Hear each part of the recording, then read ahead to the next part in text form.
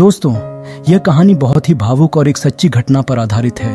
इसमें हम देखेंगे कि दो भाई जो रोजगार की तलाश में दूसरे देश जाते हैं, कैसे एक दर्दनाक परिस्थिति का सामना करते हैं जहां उन्हें पानी की एक बूंद के लिए भी तरसना पड़ता है। तो आइए कहानी की शुरुआत करते हैं। सऊदी अरब के एयरपोर्ट पर नजीब और हकीम नाम के दो भाई उतरते हैं। नजीब केवल मलयालम बोल सकता है और उसे हिंदी भी नहीं आती, जबकि हकीम शिक्षित है और हिंदी व अंग्रेजी दोनों समझता है। जब वे एयरपोर्ट पर पहुंचते हैं तो उन्हें लेने कोई नहीं आता। उन्हें पिकअप करने के लिए कोई आने वाला था, क्योंकि उन्हें बताया गया था कि कंपनी का एक आदमी उन्हें लेने आएगा। उनके साथ आए हुए लोग ऐसी गाड़ी में बैठकर पहले ही जा चुके थे। वे एयरपोर्ट के एक कर्मचारी से कंपनी का नंबर मिलाने को कहते हैं। जब वह कर्मचारी उस नंबर पर कॉल करता है तो घंटी बजती है, लेकिन कोई फोन नहीं उठाता। कर्मचारी कहता है, आज शुक्रवार है, छुट्टी का दिन है, शायद इसलिए कोई फोन नहीं उठा रहा। रात के 8:30 बज चुके थे। हकीम अपने भाई से कहता है, माँ चिंता कर रही होगी, हमने अब तक एक भी फोन नहीं किया। तभी उनके सामने एक शेख आता है। शेख उनसे कुछ अरबी में बात करता है, लेकिन वे कुछ भी नहीं समझ पाते। उन्हें लगता है कि शायद यह व्यक्ति कंपनी की तरफ से उन्हें लेने आया है। वे उस व्यक्ति की गाड़ी में बैठकर वहां से चले जाते हैं। नजीब को बहुत प्यास लग रही थी, लेकिन उसके पास पानी नहीं था। वह शेख से पानी मांगता है, लेकिन शेख उसे चुप रहने को कहता है। रात हो चुकी थी और हकीम को याद आता है कि उसने माँ को अभी तक फोन नहीं किया। घर में सब चिंतित होंगे। हकीम शेख से कहता है, मुझे एक कॉल करनी है, जहां एसटीडी की सुविधा हो वहां गाड़ी रोक दें। लेकिन वह शेख कहीं भी गाड़ी नहीं रोकता और गाड़ी चलाता रहता है। बहुत देर यात्रा करने के बाद वे एक रेगिस्तान में पहुंचते हैं। रेगिस्तान देखकर दोनों भाई हैरान रह जाते हैं। वे समझाने की कोशिश करते हैं कि उन्हें तो टाउन पहुंचना था, यहां क्यों लाए हैं। शेख दूसरे शेख को बुलाकर कहता है, तुम इस लड़के को रख लो, मैं कल सुबह आऊंगा। इस तरह वह हकीम को वहां छोड़ देता है। दोनों भाई चिल्लाने लग जाते हैं, हमें अलग मत करो। हकीम अपने भाई से कहता है, भाई मुझे छोड़कर मत जा। शेख नजीब को बहुत मारता है और जबरदस्ती गाड़ी में बैठा ले जाता है। फिर कुछ दूरी पर गाड़ी रोककर नजीब को एक दूसरे आदमी के पास ले जाता है और कहता है, तुम्हारे लिए एक आदमी लाया हूं। नजीब उसे अपनी भाषा में समझाने की कोशिश करता है, लेकिन शेख उसकी बात कुछ भी नहीं समझता। उसका छोटा भाई हकीम हमेशा उसकी बातें समझाता था, लेकिन अब हकीम की गैर मौजूदगी में नजीब इस अजनबी देश में बिल्कुल अकेला महसूस कर रहा था। तभी नजीब एक बुजुर्ग आदमी को देखता है जो हिंदी में बात कर रहा था, लेकिन नजीब को हिंदी नहीं आती थी, इसलिए उसने उस बुजुर्ग आदमी से इशारे में पानी मांगा। उस आदमी ने पानी की टंकी की तरफ इशारा किया। नजीब वहां जाकर अपनी प्यास बुझाता है, क्योंकि वह कई घंटों से प्यासा था। फिर वह सोचता है, इस रेगिस्तान में मैं कहां सोऊंगा। तभी वह देखता है कि उसका बॉस एक टेंट के अंदर सो रहा है, तो नजीब उसके बगल में एक तरफ लेट जाता है। बाहर बहुत ठंड थी और नजीब अपने गांव, परिवार और अपने जीवन को याद कर रहा था। नजीब हमेशा से गल्फ जाना चाहता था। वह अपने दोस्तों को देखता था जो गल्फ से महंगी चीजें लाते थे। नजीब का सपना था कि वह भी अपने परिवार की जरूरतों को पूरा करेगा। वह अपने एक दोस्त से पूछता है, गल्फ में जाने का कितना खर्चा आएगा। उसका दोस्त बताता है, करीब 40,000 रुपये में वीजा हो जाएगा। अगर तुम जाना चाहते हो तो मुझे बताओ, मेरे मामा ये काम करते हैं। नजीब कहता है, मेरे पास इतने पैसे कहाँ हैं, मुझे इसके लिए अपना घर बेचना पड़ेगा। उसका दोस्त कहता है, तुम अपना घर गिरवी रख दो और गल्फ जाने के बाद तुम्हारे पैसे वापस मिल जाएंगे, फिर कर्जा उतर जाएगा। इस तरह नजीब अपना घर गिरवी रखकर सऊदी अरब चला आता है। नजीब इसी तरह लेटे लेटे अपने परिवार को याद करता रहता। उसकी पत्नी साइनो गर्भवती थी। उसकी माँ और पत्नी उसकी खुशी में बहुत तरह तरह के पकवान बनाते हैं। नजीब सोचता है, जल्द ही पैसे कमाकर घर की मरम्मत करवाऊंगा। यह सब सोचते सोचते नजीब को नींद आ जाती है। नजीब का बॉस उसे सोते हुए देखता है और लात मारकर उठाता है, तूने मेरी टेंट के पास सोने की हिम्मत कैसे की। अगले दिन सुबह वह बुजुर्ग व्यक्ति बकरियों का दूध निकाल रहा था। वह नजीब से कहता है, यह दूध अपने बॉस को दे दो। वह आदमी हिंदी में बोल रहा था, इसलिए नजीब को कुछ समझ में नहीं आता और वह सोचता है कि यह दूध उसे पीने के लिए दिया गया है। नजीब वह दूध पीने लगता है। तभी वह आदमी जल्दी से दूध छीन लेता है और इशारों में समझाता है कि यह दूध बॉस को देना है। इसके बाद नजीब वह दूध बॉस को दे देता है। नजीब फिर से उस अरब बॉस के सामने गिड़गिड़ाता है, मैं यहाँ ये सब करने नहीं आया हूँ, कृपया मुझे यहाँ से जाने दें। लेकिन बॉस कुछ भी समझ नहीं पाता और नजीब को मारने लगता है। कुछ देर बाद वहां दूसरा शेख आता है। नजीब उसे अपना पता और फ़ोन नंबर दिखाता है और समझाने की कोशिश करता है, लेकिन वह शेख उसका पता और नंबर फाड़ देता है। अब नजीब बहुत रोता है। वह खुद को बेहद बेबस और लाचार महसूस करता है। शेख उसे बुलाकर रोटी खाने के लिए देता है। वह रोटी इतनी मोटी और सख्त थी कि उसे चबाना मुश्किल हो रहा था। शेख उसे पानी देता है और इशारों में समझाता है कि रोटी को पानी में डुबो कर खाओ। नजीब बहुत भूखा था, इसलिए मजबूरी में उसे वह रोटी खानी पड़ी। पास ही एक टूटी हुई गाड़ी पड़ी थी।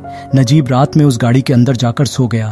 सुबह जब नजीब टॉयलेट के लिए गया तो शेख ने पीछे से उसे लात मारी और उसका पानी उठाकर ले गया।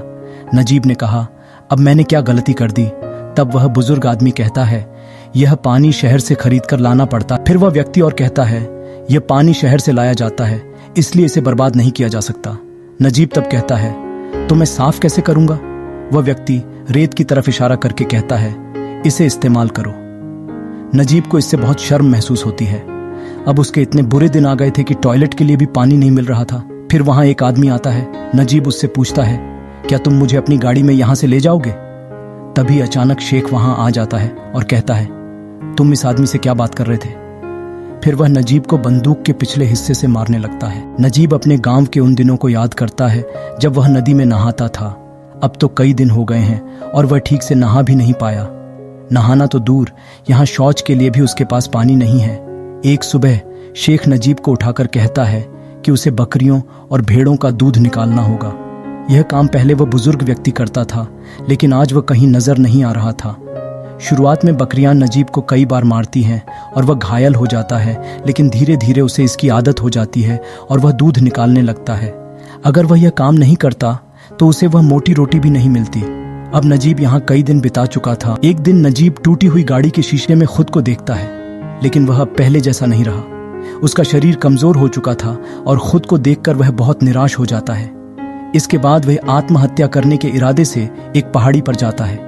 वहां पहुंचकर वह देखता है कि बहुत सारे गिद्ध कुछ खा रहे हैं। नीचे जाकर नजीब देखता है कि वह उस बुजुर्ग आदमी की लाश है जो भेड़ और बकरियों का दूध निकालता था। नजीब सोचता है, एक इंसान की ऐसी दुर्दशा, किसी ने उसे दफनाया तक नहीं, शायद मेरा भी यही हाल होगा।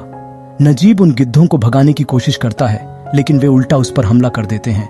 नजीब वहां से भाग जाता है। अगली सुबह नजीब फिर से भागने की कोशिश करता है, लेकिन तभी शेख उसे देख लेता है और ऊंट पर सवार होकर उसका पीछा करता है। शेख नजीब पर गोली चलाता है, लेकिन गोली निशाने से चूक जाती है।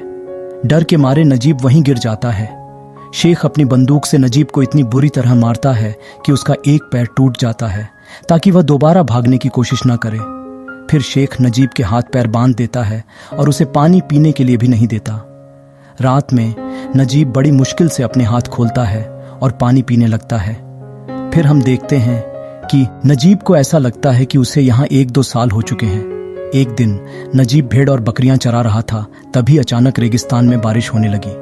नजीब अपनी भेड़ और बकरियों को लेकर एक गुफा में चला जाता है और सूखी हुई रोटी खाने लगता है। तभी उसे गुफा के दूसरी ओर से कुछ आवाजें सुनाई देती हैं। वह उन आवाजों का पीछा करता हुआ गुफा के उस पार चला जाता है। थोड़ी दूरी पर वह एक आदमी को देखता है। वह उससे पूछता है, तुम कौन हो? वह आदमी और कोई नहीं बल्कि उसका भाई हकीम था। वे दोनों एक दूसरे को देखकर गले लग जाते हैं और जोर जोर से रोने लगते हैं। हकीम उसे कहता है, मुझे कई जगहों पर काम पर रखा गया है, उन्होंने मुझे बहुत यातनाएं दी हैं। भैया, हमें यहाँ से भागना होगा। नजीब उसे जवाब देता है, मैंने कई बार यहाँ से भागने की कोशिश की, लेकिन हर बार असफल रहा। इस कोशिश में उन्होंने मेरी एक टांग तक तोड़ दी है। अब मैं लंगड़ाकर चलता हूँ। हकीम कहता है, भैया, मैंने एक बार आपको देख लिया है, अब चाहे मैं मर भी जाऊं तो मुझे कोई फर्क नहीं पड़ेगा। इसके बाद हकीम का काफिला आ जाता है और वह वहां से चला जाता है। अगले दिन जब नजीब ऊंटों को लेकर जा रहा था तो हकीम कुछ दूरी पर फिर से आता है। हकीम नजीब के लिए पत्थर के नीचे एक पेपर रखकर जाता है। नजीब कष्ट करके उस पेपर के पास पहुंचता है। पेपर में लिखा था, मैं जहां काम करता हूं वहां इब्राहिम नाम का एक अफ्रीकी व्यक्ति है। उसे यहाँ के सारे रास्ते पता हैं। मैंने उसे हमारे बारे में सब कुछ बताया है और वह हमारी मदद करने के लिए तैयार है। फिर वे तीनों एक दिन मिलते हैं। इब्राहिम कहता है, कुछ दिनों बाद बड़े शेख के बेटे की शादी है, तब सब लोग शादी में व्यस्त होंगे और हम उस मौके का फायदा उठाकर यहाँ से भाग सकते हैं। आखिरकार वह दिन आता है। उस दिन सब लोग शादी में चले जाते हैं और नजीब अपने कपड़े तैयार करने लगता है। नजीब अपने कपड़े उतारकर टंकी के पानी में नहाता है। उसने सालों बाद आज नहाया था। फिर वह वही पुराने कपड़े पहनता है जो उसने इंडिया से सऊदी अरब आने पर पहने थे। उसकी पैंट इतनी ढीली हो गई थी कि वह एक रस्सी की मदद से पैंट को बांध लेता है। नजीब आखिरी बार वहां की भेड़ बकरियों को चारा और पानी देकर उन्हें अलविदा कहता है और वहां से चला जाता है। फिर यह तीनों अपने सफर पर निकल पड़ते हैं। रात होने पर वे एक काफिले के पास पहुंचते हैं। इब्राहिम काफिले से पानी लेने जाता है, लेकिन तभी एक शेख उन पर गोलियां चलाने लगता है। वे किसी तरह अपनी जान बचाकर वहां से भाग जाते हैं। रात में वे लोग भागने लगते हैं और इधर उधर दौड़ते रहते हैं।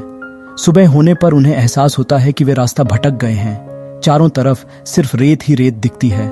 फिर भी वे चलते रहते हैं। कुछ दूरी पर हकीम को लगता है कि एक ऊंट पानी पी रहा है, लेकिन वह उसका भ्रम होता है। वहां जाकर वह देखता है कि एक ऊंट मरा हुआ पड़ा है, शायद प्यास से। कुछ दूर जाने के बाद रेगिस्तान के रेत के सांप उनके सामने आ जाते हैं।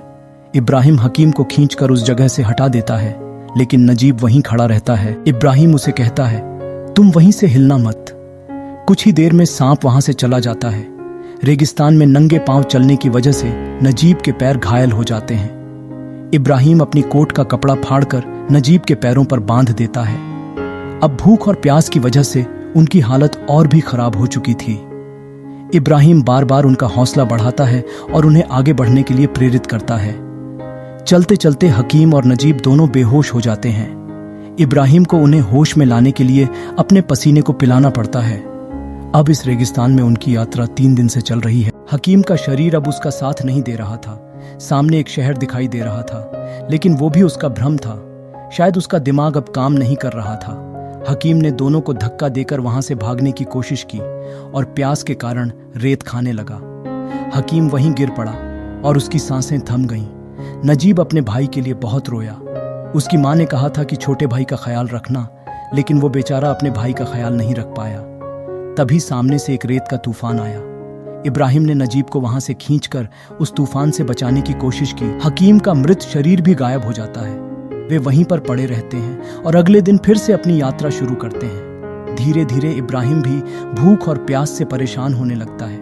कुछ दूरी चलने के बाद उन्हें एक तालाब दिखाई देता है। नजीब उस तालाब को देखकर उसकी तरफ दौड़ता है, लेकिन इब्राहिम उसे रोक लेता है कि यह तालाब जहरीला भी हो सकता है। फिर वे एक कपड़े की मदद से थोड़ा सा पानी पीते हैं। इब्राहिम को उस तालाब के पास एक कांच की बोतल मिलती है। वह उस कांच की बोतल से एक धुन बजाने लगता है। उस धुन को सुनकर कुछ पक्षी वहां आते हैं। उन्हें यह समझने में देर नहीं लगती कि किस दिशा में जाना है। वे फिर से चलना शुरू करते हैं और कुछ देर बाद रात हो जाती है। नजीब की हालत बहुत खराब हो गई थी। वह चलने की स्थिति में नहीं था। रात को वे वहीं सो जाते हैं। सुबह जब नजीब की आंख खुलती है तो वह देखता है कि इब्राहिम वहां नहीं है और उसके लिए एक कांच की बोतल में पानी छोड़ गया है। नजीब वह पानी पीता है और धीरे धीरे अपनी यात्रा शुरू करता है। 2 दिनों के बाद नजीब को एक सड़क दिखाई देती है। नजीब सड़क पर आकर लोगों से लिफ्ट मांगने लगता है। नजीब की ऐसी हालत देखकर कोई उसे लिफ्ट नहीं देता। ठीक उसी समय एक शेख गाड़ी लेकर आता है और नजीब की मदद करता है, उसे पानी पिलाता है। शेख उसे गाड़ी में बिठाकर शहर में छोड़ देता है। फिर नजीब लंगड़ाते हुए एक मलयाली रेस्टोरेंट में जाता है। ये रेस्टोरेंट कुंजिका नाम के एक व्यक्ति का था। नजीब की हालत देखकर कुंजिका को उस पर दया आ जाती है। वह नजीब का इलाज कराता है और उसके दिए हुए नंबर पर कॉल करके उसके परिवार से बात कराता है। नजीब यहाँ 4 साल से रह रहा है। उसके कागज पूरे न होने के कारण इसके बाद उसे 3 महीने के लिए जेल में रखा गया। जो लोग कंपनी से भाग जाते थे उन्हें पकड़कर शेख ले जाता था। तभी नजीब का शेख भी वहां आता है। नजीब उसे देखकर डर जाता है और छिपने लगता है। शेख उसे पहचान लेता है, लेकिन उसे वहां से नहीं ले जाता। वह बताता है कि उससे गलती हो गई थी।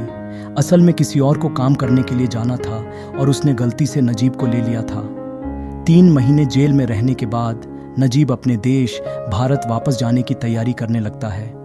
नजीब और उसके जैसे कई लोगों के लिए सऊदी अरब सरकार उन्हें भारत भेजने का इंतजाम करती है। वह सोचता है कि जब गल्फ से लौटते समय सभी लोग अपने परिवार के लिए महंगी महंगी चीजें लाते हैं, तो मेरे पास सिर्फ एक ही चीज है और वह है मेरी उम्र। यही मैं अपनी पत्नी और अपने बच्चे को दे सकता हूँ। इस तरह यह कहानी यहीं खत्म होती है। दोस्तों, इस कहानी से हमें सीखने को मिलता है कि हमारे पास जो कुछ भी है हमें उसी के साथ जीना सीखना चाहिए और छोटी छोटी खुशियों में संतोष पाना चाहिए। जब हम और बेहतर पाने की चाह में रहते हैं तो बहुत कुछ खो देते हैं और बाद में हमें इसका पछतावा होता है। तो दोस्तों, यही थी आज की कहानी। आपको ये कहानी कैसी लगी हमें कमेंट करके ज़रूर बताएं। ऐसी और भी कहानियां पाने के लिए हमारे चैनल को सब्सक्राइब करें और साथ में बेल आइकन दबाकर नोटिफिकेशन चालू कर लें ताकि आपको नई कहानियों का अपडेट मिल सके।